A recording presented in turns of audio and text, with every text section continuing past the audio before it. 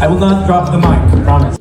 Jericho Rosales nagpasaring nga ba sa apo ni Quezon at Jericho? Always grateful kay Janine Gutierrez. Halina't magchikahan muli tayo mga chikadoras!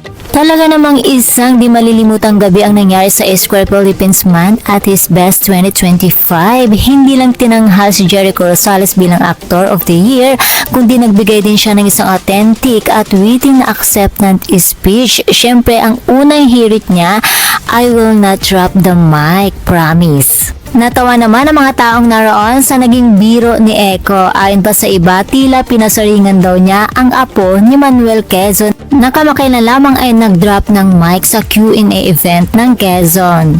Samantala ang I will not drop the mic, promise na hirit ni Eko ay nagpatawa sa lahat at nagbigay kulay sa event. Sa kanyang speech, inamin ni Eko na dream come true para sa kanya ang award na ito dahil ang Square daw ang naging style inspiration niya noong nagsisimula pa lamang siya.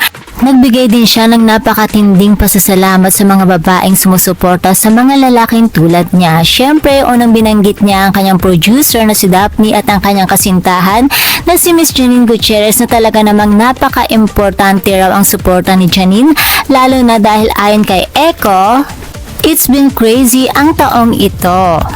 Pero ang pinakatumatak at pinakamahalaga ay ang kanyang pasasalamat sa TBA Studios at sa direktor na si Gerald Taruk.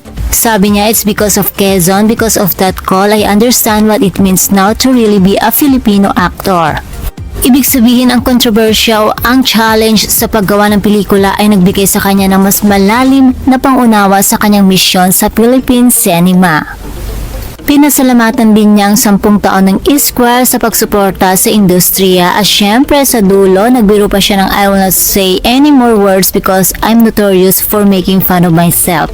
Talaga namang nagtapos siya sa isang tawa, isang tunay na Actor of the Year na humble at may paninindigan. Napakaganda at napaka-authentic ng speech ni Eko. Anong bahagi ng kanyang sinabi ang pinakatumatak sa'yo? I-comment mo na yan. And that's all for my chika Doras. For more Eko Ninang Showbiz update, please don't forget to like, share, and subscribe my channel. Thank you for watching.